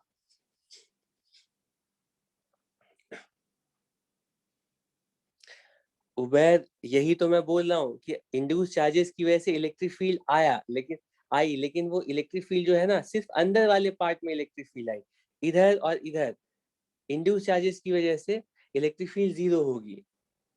ठीक है, अभी ये बताया ना जो पैरेलल प्लेट्स होते हैं वो अपने लेफ्ट साइड में राइट साइड में इलेक्ट्रिक फील्ड 0 होती है, सिर्फ अंदर वाले पार्ट में इलेक्ट्रिक फील्ड एग्जिस्ट करती है, और ये अप्रोक्सीमेटेड रिजल्ट है। हाँ, ऊपर में थोड़ा मॉडिफिकेशन होगा, लेकिन हम उसको थोड़ा सा इग्नोर कर रहे हैं, और ठीक है, अप्रोक्सीमेशन के अंदर हम अज्यूम कर रहे हैं कि जो इलेक्ट्रिक फील्ड है ना, यहाँ पे ऐसे फ्रिंज फील्ड जो है वो नेग्लिजिबल है, इस वाले पार्ट को इग्नोर कर रहे हैं, तब के लिए कह रहे हैं। हालांकि थोड़ा बहुत चेंज आएगा, हम आइडियल केस में कह रहे हैं कि इलेक्ट्रिक फील्ड नहीं चेंज करेगी। हाँ, तो बाहर वाले पार्ट में इलेक्ट्रिक फील्ड तो बिल्कुल एक्सटर्नल फील्ड के इक्वल रहेगी। इलेक्ट्रिक फील्ड लाइंस कैसी होंगी? तो तुम बोलोगे अंदर की इलेक्ट्रिक फील्ड 0 है तो अंदर की फील्ड लाइन गायब हो गई। तो सिर्फ प्रॉब्लम ये है कि ये जो जो एक्सटर्नल फील्ड लाइन थी उसका ये वाला पार्ट गायब हो गया, तो इलेक्ट्रिक फील्ड तो पहले ही टर्मिनेट हो जा रही है, और यहाँ पे बीच में से ओरिजिनेट हो जा रही है। तो टर्मिनेट और ओरिजिनेट इसलिए हो रही है क्योंकि यहाँ पे इंड्यूस चार्जेस भी आ गए ना, तो जो एक्सटर्नल इलेक्ट्रिक फील्ड थी वो सरफेस पर टर्मिनेट हो सकती है क्योंकि यहाँ पे नेगेटिव चार्जेस है, और इलेक्ट्रिक फील्ड लाइन सरफेस से ओरिजिनेट हो सकती है क्योंकि यहाँ पे इंड्यूस चार्जेस आ गए। ठीक है, यहाँ तक कोई प्रॉब्लम है? ठीक है, लेकिन अगर मान लो इसकी जगह कोई भी दूसरा जैसे ये है, ठीक है, अब ये पोटैटो शेप का कंडक्टर हमने रखा है, तो जैसे ही इस कंडक्टर को रखोगे तो कंडक्टर के ऊपर ऐसे इंड्यूस चार्जेस आएंगे, और बाहर का पता नहीं, लेकिन ये चार्ज अरेंजमेंट ऐसा ही होगा कि इसकी वजह से अंदर वाले पार्ट में बिल्कुल इसके opposite induce electric field produce होगी। जो भी एक्सटर्नल फील्ड है बिल्कुल उतनी ही ऑपोजिट डायरेक्शन में इंड्यूस इलेक्ट्रिक फील्ड प्रोड्यूस होगी। तो अंदर वाले पार्ट में नेट इलेक्ट्रिक फील्ड तो ये इंड्यूस चार्जेस 0 करा लेंगे, लेकिन उसका कॉन्सिक्वेंस बाहर वाले पॉइंट पर इलेक्ट्रिक फील्ड क्या सेम रहेगी या चेंज होगी? ऑब्वियसली चेंज होगी, क्योंकि क्योंकि ऐसे चार्ज अरेंजमेंट के लिए हम पी पॉइंट पर नहीं बोल सकते हैं कि इलेक्ट्रिक फील्ड 0 होगी। तो इस पी पॉइंट पर ना एक तो एक्सटर्नल फील्ड पहले जो एग्जिस्ट कर रही थी वो तो रहेगी, पी पॉइंट पर एक्सटर्नल फील्ड, और साथ साथ इस पे कुछ इंड्यूस इलेक्ट्रिक फील्ड भी आ जाएगी। मान लो इंड्यूस इलेक्ट्रिक फील्ड इधर है, तो यहाँ पे जो इलेक्ट्रिक फील्ड है ना कुछ मॉडिफाई, तो ये जो पूरा इलेक्ट्रिक फील्ड लाइंस का पैटर्न है वो मॉडिफाई हो जाएगा। ठीक है, और इलेक्ट्रिक फील्ड लाइन पहले की तरह वैसी नहीं रहेंगी, जैसे कि बहुत दूर वाले पार्ट में इमेजिन कर सकते हो कि ज्यादा मतलब चेंज ना आया हो, लेकिन कंडक्टर के पास इलेक्ट्रिक फील्ड लाइंस मॉडिफाई हो जाएंगी। ठीक है, तो कंडक्टर का पर्पस है कि अंदर इलेक्ट्रिक फील्ड 0 होना, उसके लिए कंडक्टर अपने सरफेस पर इंड्यूस चार्जेस लाएगा, और इंड्यूस चार्जेस इसी तरह से लाएगा कि अंदर वाले पार्ट में इलेक्ट्रिक फील्ड 0 हो जाए। बाहर इलेक्ट्रिक फील्ड चेंज होती है तो वो कर देगा, अगर चेंज चेंज कर बाहर की इलेक्ट्रिक फील्ड को चेंज करने की जरूरत नहीं है, तो कंडक्टर बाहर की इलेक्ट्रिक फील्ड को टच नहीं करेगा, लेकिन इंड्यूस चार्ज इसी तरह से लाएगा कि अंदर इलेक्ट्रिक फील्ड जीरो हो जाए। यहाँ तक किसी को कोई प्रॉब्लम है? ठीक है, तो अंदर तो इलेक्ट्रिक फील्ड जीरो होगी, ये श्योर है। लेकिन मेरा क्वेश्चन है कि अंदर भी देख लिया, बाहर भी देख लिया, सरफेस पर इलेक्ट्रिक फील्ड कैसे होगी? इलेक्ट्रिक फील्ड सरफेस पर, ये भी बोनस क्वेश्चन है। जल्दी, थोड़ा सा 5 मिनट हम एक्सटेंड कर सकते हैं क्लास को, अगर तुम लोग ऐसा नहीं चाहते हो तो पहले बता देना। सरफेस पर इलेक्ट्रिक फील्ड कैसी होगी? कंडक्टर के सरफेस पर इलेक्ट्रिक फील्ड कैसी होगी? ठीक है, हर जगह सुना है, तुम लोगों ने पढ़ा हुआ है, तुम लोग कई बार बताया होगा, लेकिन मेरा काम इससे नहीं चलेगा कि बिल्कुल सरफेस पर, सरफेस के जस्ट अंदर तो जीरो है, लेकिन सरफेस के जस्ट बाहर इलेक्ट्रिक फील्ड कैसी होगी? सरफेस के जस्ट बाहर, जैसे यहाँ पर इलेक्ट्रिक फील्ड, यहाँ पर इलेक्ट्रिक फील्ड, यहाँ पर, सरफेस के जस्ट बाहर तो इलेक्ट्रिक फील्ड एग्जिस्ट करेगी, जस्ट अंदर एग्जिस्ट नहीं करेगी। लेकिन इलेक्ट्रिक फील्ड किस डायरेक्शन में होगी या कितनी होगी, बता सकते हैं क्या आप? बताओ बताओ। तो सरफेस के जस्ट बाहर इलेक्ट्रिक फील्ड हमेशा सरफेस के ठीक परपेंडिकुलर डायरेक्शन में होगी। ठीक है, नेट इलेक्ट्रिक फील्ड, ठीक है, अरे मैं कह रहा हूँ कि जो एक्सटर्नल चार्जेस थे जिनकी वजह से एक्सटर्नल इलेक्ट्रिक फील्ड थी, इंड्यूस, जो इंड्यूस चार्जेस आए उनकी वजह से इंड्यूस इलेक्ट्रिक फील्ड आई, ठीक है, ये दोनों मिल करके कंडक्टर को रखने के बाद इंड्यूस चार्जेस और एक्सटर्नल चार्जेस मिल करके हर जगह पर net electric field line produce करते हैं। ठीक है, नेट इलेक्ट्रिक फील्ड लाइन का पैटर्न सेटअप हो गया। अब मैं नेट इलेक्ट्रिक फील्ड की बात पूछ रहा हूँ। ठीक है, नेट इलेक्ट्रिक फील्ड में अंदर नेट इलेक्ट्रिक फील्ड जीरो हो गई, बाहर जो नेट इलेक्ट्रिक फील्ड है वो हो सकता है मॉडिफाई हो जाए, हो सकता है ना भी हो।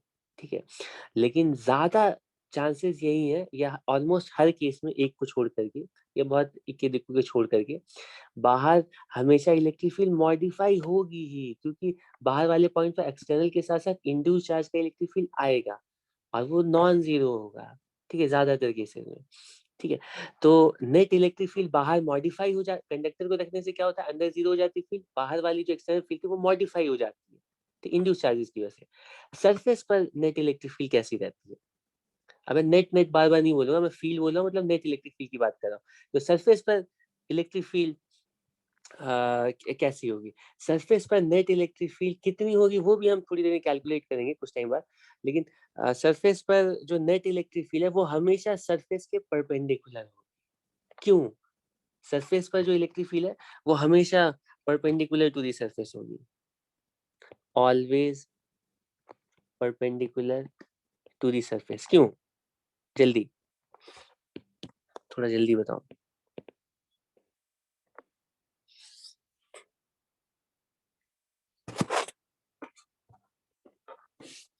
जल्दी जल्दी जल्दी जल्दी जल्दी जल्दी।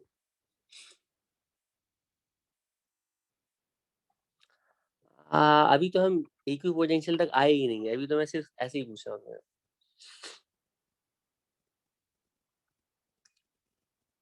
बताओ, इक्वी पोटेंशियल से भी एक्सप्लेन कर सकते हैं, लेकिन मैं अभी सीक्वेंस में चार्ज को या फील्ड को यूज करके बताऊँ। अरे ये कॉमन सेंस तुम्हारे पास नहीं है क्या? अगर हमारे पास कोई ऐसा सरफेस है, मतलब इसको मैं थोड़ा इंट्यूटिवली बहुत बहुत ही आ, बहुत ही ऐसा एक्सप्लेनेशन नहीं दे रहा हूँ कि मैं कह रहा हूँ मान लो तुम्हारे पास प्लेन ऑफ चार्ज है, इस तरह से कोई चार्ज सरफेस है, इस तरह से। ठीक है, एक सरफेस ऑफ चार्ज है तुम्हारे पास। ठीक है, अगर तुम इस सरफेस के बिल्कुल पास वाले पॉइंट पर पहुंच जाओ, बिल्कुल बिल्कुल बिल्कुल सरफेस के बिल्कुल पास चले जाते हो। ठीक है, तो जब हम चार्ज सिस्टम में किसी चार्ज के बिल्कुल पास चले जाते हैं, तो नेट फील्ड जो होता है ना, वो उसी चार्ज का डोमिनेंट होता है। ठीक है। तो और उस चार्ज की वजह से जो नेट फील्ड होगी वो किधर होगी, वो सरफेस से अवे होगी। ठीक है, तो नेट इलेक्ट्रिक फील्ड कंडक्टर के सरफेस के पास हमेशा सरफेस के परपेंडिकुलर होनी चाहिए। ये तुम इमेजिन कर सकते हो, क्योंकि तुम सरफेस के बिल्कुल पास वाले जब रीजन में जाओगे तो तुम्हें ये वाला जो पार्ट है ना, यही सबसे ज्यादा डोमिनेंट लगेगा, ये वाले पार्ट सब उतना नहीं दिखेंगे। तो तुम्हें जो नेट फोर्स होगा ना, इसके बिल्कुल इससे अवे होगा। अवे का मतलब है सरफेस के परपेंडिकुलर। ठीक है, तो नेट इलेक्ट्रिक फील्ड सरफेस पर हमेशा परपेंडिकुलर टू द सरफेस हो। ठीक है, तो इलेक्ट्रिक फील्ड चार्ज डिस्कस कर लिया, इलेक्ट्रिक फील्ड डिस्कस कर लिया। अब अगला पॉइंट है कि इलेक्ट्रिक पोटेंशियल। पोटेंशियल कितना होगा। पोटेंशियल जैसे ही कंडक्टर को हम ला करके रखते हैं, तो पोटेंशियल के बारे में भी, कंडक्टर के पोटेंशियल के बारे में भी कुछ कह सकते हैं क्या।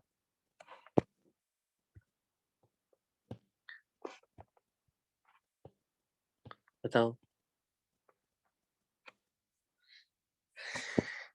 ठीक है, तो कंडक्टर के अंदर क्योंकि इलेक्ट्रिक फील्ड जीरो होती है, और हमें पता है कि पोटेंशियल जो चेंज होता है वो इलेक्ट्रिक फील्ड की वजह से होता है। तो अगर अंदर इलेक्ट्रिक फील्ड जीरो है, तो कंडक्टर के अंदर अगर हम ट्रैवल करेंगे तो इलेक्ट्रिक फील्ड है ही नहीं। तो अंदर अंदर इलेक्ट्रिक पोटेंशियल में कभी भी कोई चेंज नहीं आ सकता। तो तुम अंदर के पॉइंट पर, तुम एक पॉइंट से दूसरे पॉइंट, तीसरे पॉइंट ऐसे रोमिंग कर रहे हो, तो अंदर के हर पॉइंट पर पोटेंशियल की वैल्यू बिल्कुल सेम होगी। तो कंडक्टर के अंदर वाला जो वॉल्यूम है ना, वो हमेशा इक्वी पोटेंशियल वॉल्यूम होगा। ठीक है, तो कंडक्टर कंडक्टर के अंदर का हर एक पॉइंट सेम पोटेंशियल पर होता है। तो हम कंडक्टर को हम बोलते हैं इक्वी पोटेंशियल वॉल्यूम। अंदर का जो पार्ट है वो तो सेम पोटेंशियल पर होता ही है, और ये कंडक्टर का जो सरफेस है वो भी कंडक्टर का ही पार्ट है। तो कंडक्टर के सरफेस का हर पॉइंट भी सेम पोटेंशियल पर होगा। इसका मतलब है कि कंप्लीट कंडक्टर का हर एक पॉइंट बिल्कुल सेम पोटेंशियल पर होगा। तो ये पूरा पूरा कंडक्टर जो है ना, वो सेम पोटेंशियल पर होगा। ठीक, कंडक्टर इक्वी पोटेंशियल सरफेस भी होता है, और कंडक्टर का जो वॉल्यूम होता है वो भी हमेशा इक्वी पोटेंशियल वॉल्यूम ही होगा।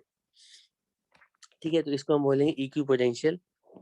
हमेशा कंडक्टर जो है इक्वी पोटेंशियल, इसको वी सेम बोल लेते हैं।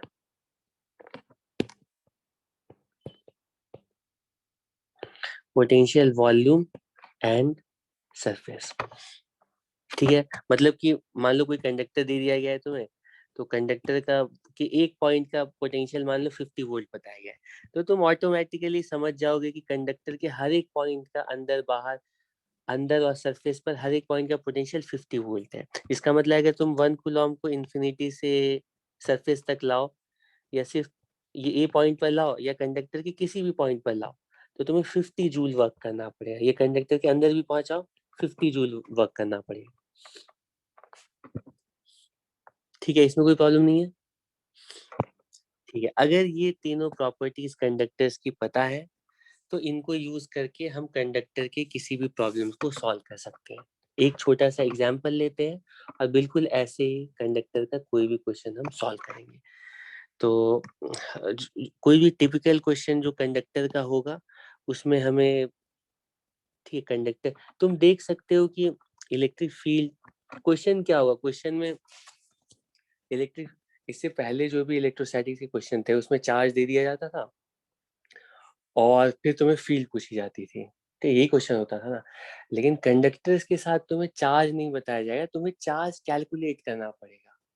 पहले तो तुम्हें पता लगाना पड़ेगा कि हमारे कंडक्टर के सरफेस पर चार्ज आएगा कैसे।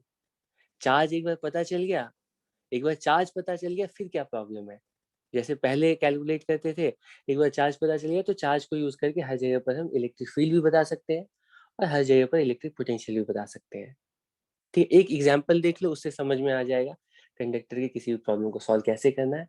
ऑब्वियसली कंडक्टर का कोई भी जो रैंडम या जनरल क्वेश्चन होगा, तो वो सिंपल नहीं होगा, वो कॉम्प्लिकेटेड हो सकता है।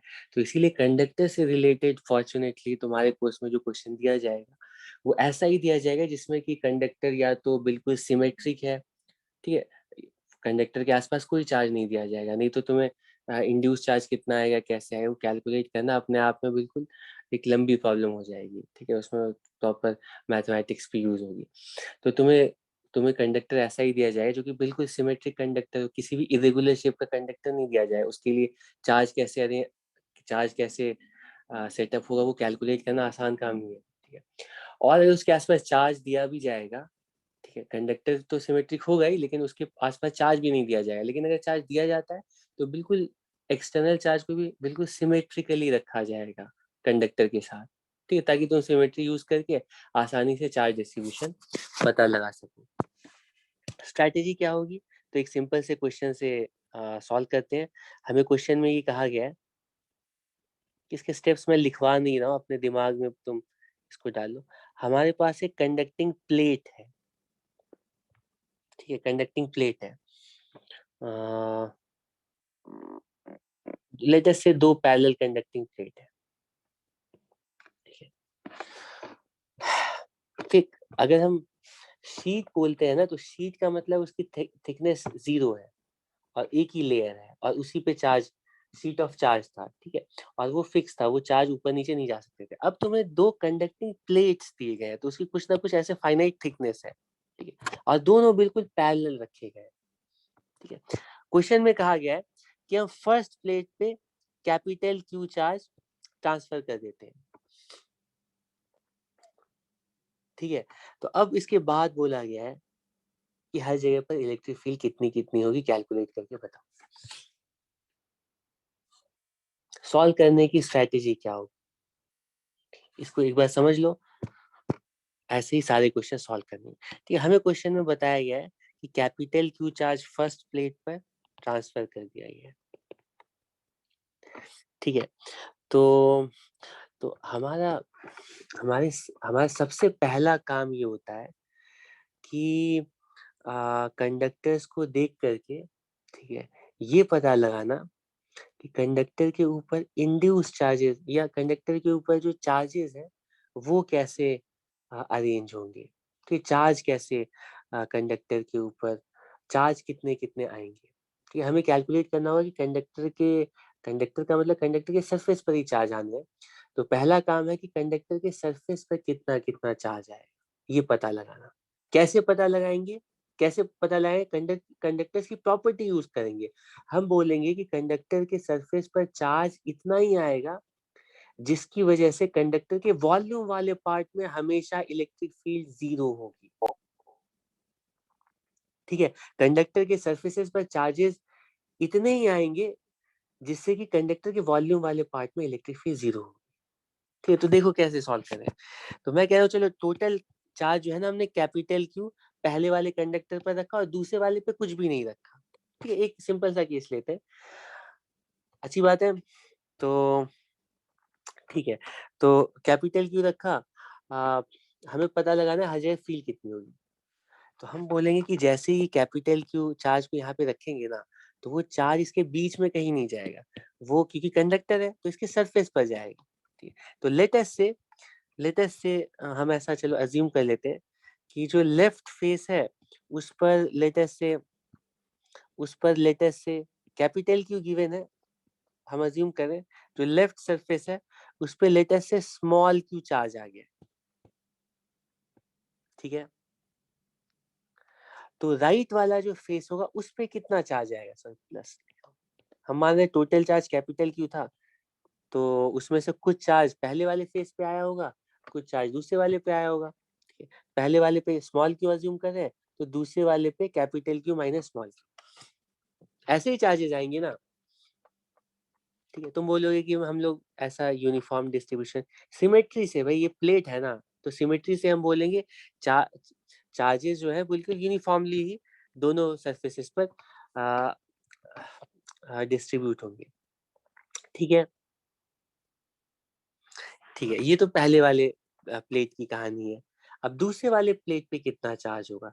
तो दूसरा वाला प्लेट भी कंडक्टर है और जैसे ही हमने इस पे चार्ज डाला ना, तो हो सकता है इसकी वजह से फील्ड सेटअप हो गई, ठीक, अंदर तो नहीं होगी लेकिन बाहर फील्ड सेटअप होगी। और जैसे ही दूसरे वाले चार्ज को फील्ड में रखा जाएगा तो दूसरे वाले चार्ज के सरफेस, दूसरे वाले कंडक्टर के अंदर भी इंडक्शन होगा, सरफेसेस पर इंड्यूस चार्जेस आएंगे। तो कितने आएंगे हमें नहीं पता है, वो तो हमें कैलकुलेट करना है। तो लेटेस्ट से हम ऐसा मान लेते हैं, लेटेस्ट से कि थोड़ा बहुत तुम गेस कर सकते हो कि इन दोनों की वजह से इलेक्ट्रिक फील्ड कुछ ऐसे होनी चाहिए। ठीक है, तुम गेस कर सकते हो, लेकिन अगर नहीं भी करोगे तो भी तुम्हारा बिल्कुल सेम आंसर, सही आंसर आएगा। तो मैं कह रहा हूँ कि इनकी फील्ड की वजह से ना इसके जो नेगेटिव चार्जेस है यहाँ पे लेफ्ट साइड वाले फेस पर आने चाहिए। ठीक है, मेरा गेस है, अगर तुम पॉजिटिव मान लोगे तब भी बिल्कुल सेम आंसर आएगा, सही आंसर आएगा। ठीक, तो मैं अज्यूम कर रहा हूँ कि लेफ्ट फेस पे नेगेटिव चार्ज आ गया है, और क्योंकि पहले ये कंडक्टर न्यूट्रल था तो जो राइट वाला फेस है उस पे exactly same amount of positive charge आया। तो हम अज्यूम कर ले, हमें पता नहीं है, हमें तो कैलकुलेट करना है। हम ले जैसे हम सेकेंड कंडक्टर के फर्स्ट फेस पर माइनस क्यू डैश और फिर सेकेंड फेस पर प्लस क्यू डैश चार्ज आ गया। ठीक है, तो हमने कंडक्टर के सरफेसेस पर अपनी मर्जी से कुछ भी चार्ज अब अज्यूम कर लिए। मेरा क्वेश्चन ये है, मेरा कहना ये है कि सरफेसेस पर चार्जेस की वैल्यू उतनी ही होगी जिसकी वजह से कंडक्टर के अंदर के किसी भी पॉइंट पर, कंडक्टर वॉल्यूम के किसी भी पार्ट पर इलेक्ट्रिक फील्ड बिल्कुल जीरो होगी। ठीक है, तो हम कंडीशन लगाएंगे, कंडीशन लगाएंगे कंडक्टर के अंदर, कंडक्टर के वॉल्यूम वाला पार्ट लेते हैं। ये पॉइंट मान लो, इसका नाम मान लो ये है, ये पॉइंट ए है, ये पॉइंट पी है।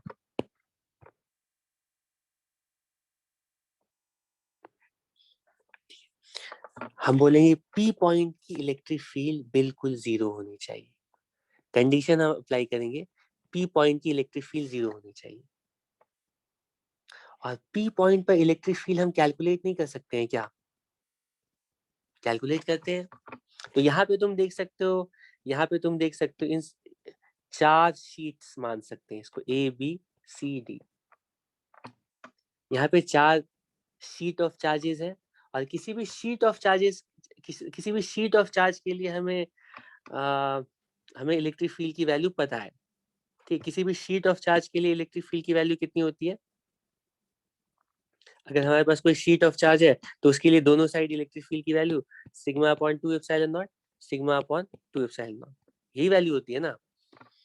ठीक है, तो एक एक करके कैलकुलेट करते हैं कि पॉइंट पी पर हम ए की वजह से, बी की वजह से, सी की वजह से और डी की वजह से इलेक्ट्रिक फील्ड ऐड कर देंगे, तो हमें net electric field P point पर पता चल जाएगी। तो हम पी पॉइंट पर नेट इलेक्ट्रिक फील्ड कैलकुलेट करें, उसको जीरो से इक्वेट करेंगे कि हम बोलेंगे चार्जेस इतने ही आए हैं जिसकी वजह से पी पॉइंट पर इलेक्ट्रिक फील्ड जीरो होनी चाहिए। तो पी पॉइंट पर मैं इलेक्ट्रिक फील्ड अभी कैलकुलेट करूंगा, लेकिन टोटल इलेक्ट्रिक फील्ड कैलकुलेट करूंगा, लेकिन पी पॉइंट पर पहले मैं सी फेस, सरफेस सी के लिए और सरफेस डी की वजह से इलेक्ट्रिक फील्ड कैलकुलेट करता हूँ। तो सिर्फ पहले मुझे बताओ सी की वजह से और डी की वजह से इलेक्ट्रिक फील्ड की डायरेक्शन किधर किधर होगी।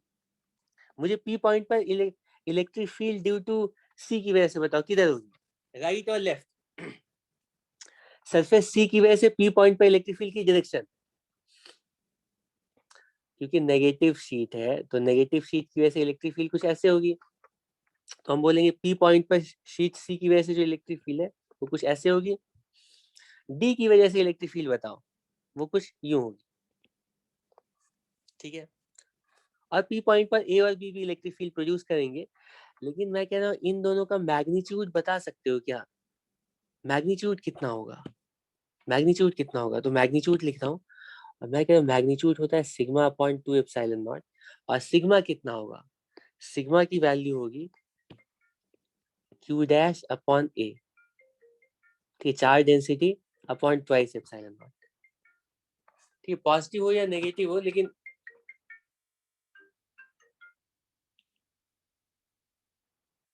पॉजिटिव हो या नेगेटिव हो, लेकिन मैग्नीट्यूड तो हम सिर्फ क्यू डैश से निकालेंगे। तो ये पॉइंट बिल्कुल ऑब्वियस है कि ये जो सरफेस डी है ना, उसकी वजह से भी इलेक्ट्रिक फील्ड का जो मैग्नीट्यूड होगा वो Q dash upon A upon 2 epsilon not. इसमें कोई डिफरेंस नहीं है, शीट सी को देखो और शीट डी को देखो, इन दोनों पे बिल्कुल सेम चार्ज डेंसिटी है, तो इनकी वजह से जो इलेक्ट्रिक फील्ड प्रोड्यूस होगी पी पॉइंट पर वो भी बिल्कुल कैंसिल हो जाएगी। तो पी पॉइंट पर जो नेट इलेक्ट्रिक फील्ड आएगी ऑब्वियसली सिर्फ शीट ए और शीट बी, सरफेस ए और सरफेस बी की वजह से आएगी। ठीक है, और हम कंडीशन लगाएंगे कि पी पॉइंट पर इलेक्ट्रिक फील्ड जीरो होने का मतलब है कि ए और बी की वजह से इलेक्ट्रिक फील्ड जीरो हो जाए। अब मुझे ए की वजह से इलेक्ट्रिक फील्ड की डायरेक्शन बताओ। ए की वजह से इलेक्ट्रिक फील्ड की डायरेक्शन टुवर्ड्स राइट होगी क्योंकि पॉजिटिव चार्ज है, और बी की वजह से इलेक्ट्रिक फील्ड की डायरेक्शन टुवर्ड्स लेफ्ट होगी क्योंकि पॉजिटिव चार्ज है। दोनों दोनों शीट्स की वजह से इलेक्ट्रिक फील्ड की डायरेक्शन तो अपोजिट है ही। नेट इलेक्ट्रिक फील्ड जीरो होने के लिए नेट इलेक्ट्रिक फील्ड जीरो होने के लिए इन दोनों का मैग्नीट्यूड भी इक्वल होना चाहिए। ए और बी का मैग्नीट्यूड बताओ। ए पे चार्ज डेंसिटी कितनी होगी, वो स्मॉल क्यू अपॉन ए, ये सिग्मा है, अपॉन 2 एप्सिलॉन नॉट। और बी की वजह से इलेक्ट्रिक फील्ड का मैग्नीट्यूड कितना होगा, वो capital Q minus small Q upon A, ये सिग्मा है, upon 2 epsilon naught. Electric field, net electric field P point पे जीरो होने का मतलब है capital Q minus small Q upon A upon 2 epsilon naught equals Q upon A, क्योंकि direction तो opposite है ही, मैग्नीट्यूड सेम हो जाएगा तो नेट इलेक्ट्रिक फील्ड जीरो हो जाएगी, जिसका मतलब है क्यू बाई टू।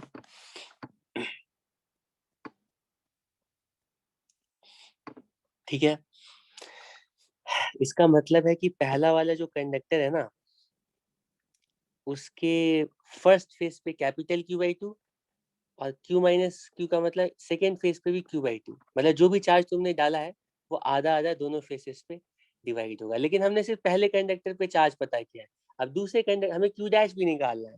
तो क्यू डैश निकालने के लिए क्या करना पड़ेगा, दूसरी कंडीशन हमने पहले कंडक्टर के अंदर, अब हम बोल रहे हैं ये पॉइंट दूसरा पी क्यू, क्यू क्यू तो हमने यूज कर लिया, आर पॉइंट आर है, ये इसको पॉइंट एस लेते हैं। पॉइंट एस पर इलेक्ट्रिक फील्ड जीरो कंडीशन लगाएंगे, पॉइंट एस पर इलेक्ट्रिक फील्ड जीरो है, और बिल्कुल इसी तरह से सिमिलर पैटर्न पर हम सारे सरफेसेस की वजह से इलेक्ट्रिक फील्ड कैलकुलेट करके उसको जीरो से इक्वेट करेंगे तो क्यू डैश की वैल्यू भी पता चल जाएगी। ठीक, और वो तुम चेक करना, वो क्यू बाई टू की इक्वल होगी। अब क्योंकि हर जगह पर हमें चार्जेस पता चल गए हैं, तो इन चार्जेस को देख करके हर जगह पर फील्ड भी निकाल सकते हैं। ऑब्वियसली फील्ड जो आएगी वो इस रीजन में फील्ड होगी, इस रीजन में फील्ड होगी, वॉल्यूम वाले पार्ट में यहाँ पे इलेक्ट्रिक फील्ड जीरो होगी, यहाँ पे इलेक्ट्रिक फील्ड जीरो होगी।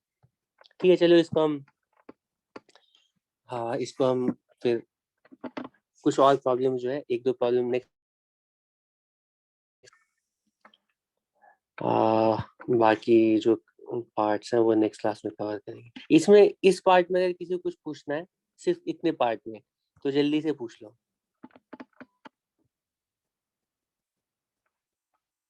इसमें किसी को कुछ पूछना है?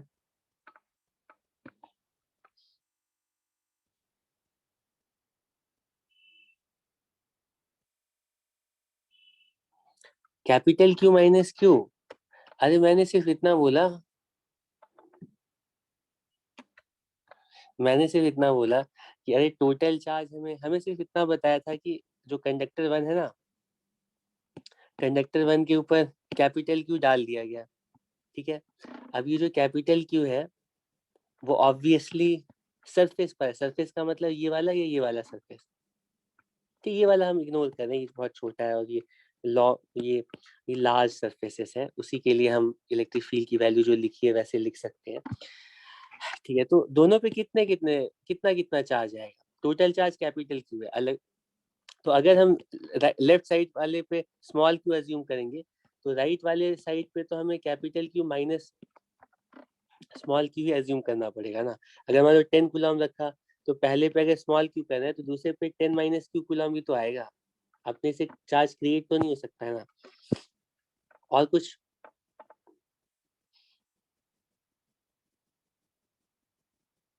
क्यू डैश निकालने के लिए हम दूसरे कंडक्टर पे, मैंने वो वाला पार्ट तुम्हारे लिए छोड़ दिया है, क्यू डैश निकालने के लिए हम दूसरी कंडीशन लगाएंगे कि चार्जेस ऐसे ही होंगे जिसकी वजह से दूसरे कंडक्टर के अंदर भी इलेक्ट्रिक फील्ड जीरो होनी चाहिए। यहाँ पर तो इलेक्ट्रिक फील्ड जीरो, इसमें भी इलेक्ट्रिक फील्ड जीरो होनी चाहिए। ठीक है, तो इसमें तुम जैसा पहले पी पॉइंट पे किया ना वैसे एस पॉइंट पे करो तो तुम्हें क्यू डैश की वैल्यू पता चल जाएगी। और ये स्ट्रैटेजी है, इस तरह का कोई भी क्वेश्चन होगा बिल्कुल कंडक्टर का कोई भी क्वेश्चन हो यही स्ट्रैटेजी अप्लाई करके सॉल्व करेंगे। ठीक है, सीक्वेंस में सबसे पहला काम है सरफेसेस पर चार्ज अज्यूम कर लिया, दूसरा काम है कि चार्जेस की वैल्यू कैलकुलेट किया, ये कंडीशन अप्लाई करके कि कंडक्टर के अंदर वॉल्यूम वाले पार्ट में इलेक्ट्रिक फील्ड 0 हो। चार्जेस पता चल गए तो पहला काम था चार्जेस पता चल गए तो अब चार्जेस को यूज करके हम फील्ड भी हर जगह पर बता सकते हैं, पोटेंशियल भी हर जगह बता सकते हैं। कंडक्टर में प्रॉब्लम ये है कि चार्ज नहीं पता होती, तो तुम्हें चार्ज पहले पता लगाना पड़ेगा। चार्ज पता चल गया तो फिर इलेक्ट्रिक फील्ड और पोटेंशियल भी कैलकुलेट कर लो। ठीक है, क्लास ओवर, थैंक यू।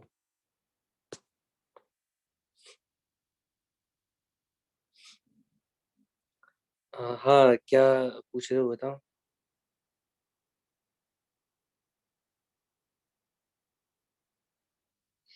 अब तुम मुझे उस पर पूछना। नहीं नहीं नहीं, अगर किसी को ये कंफ्यूजन है कि सरफेसेस पे हम पॉजिटिव ही क्यों ले रहे हैं, हो सकता है एक साइड पॉजिटिव आता नहीं, हमें कैसे पता, तो तुम्हें जो मानना है मानो, सॉल्व करो, तुम्हें एक्यूरेट आंसर आ जाए। ठीक है, अगर तुम नेगेटिव मान लेते हो, ठीक है, चार्ज को तुम माइनस क्यू अज्यूम कर लेते हो, वहां पे माइनस क्यू चार्ज आया, एक्चुअली वहां पे प्लस 2 कूलम होना था, तो क्यू की वैल्यू माइनस 2 आ जाएगी, तो माइनस माइनस 2 प्लस 2 हो जाएगा। ठीक है, मतलब साइन अपने आप एडजस्ट हो जाएगा, तुम प्रॉपरली बस अज्यूम कर लो कुछ भी चार्ज सरफेस पर। ठीक है, जैसे मैंने राइट साइड में माना minus Q dash plus Q dash, मैं चाहता तो लेफ्ट साइड पे प्लस क्यू डैश रखता, राइट साइड पे माइनस क्यू डैश रखता। हाँ, दोनों पे प्लस क्यू डैश नहीं रख सकता था क्योंकि इसको न्यूट्रल ही होना होगा, एक पे जितना होगा ना, अगर इस पे प्लस 2 आएगा तो इसमें माइनस 2 आएगा, या इसमें माइनस 2 आएगा तो इसमें प्लस 2 आएगा।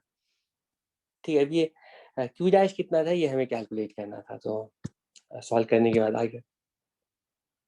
ठीक है, थैंक यू। बाकी ग्रुप पे वो टेलीग्राम पे पूछ लेना। Thank you.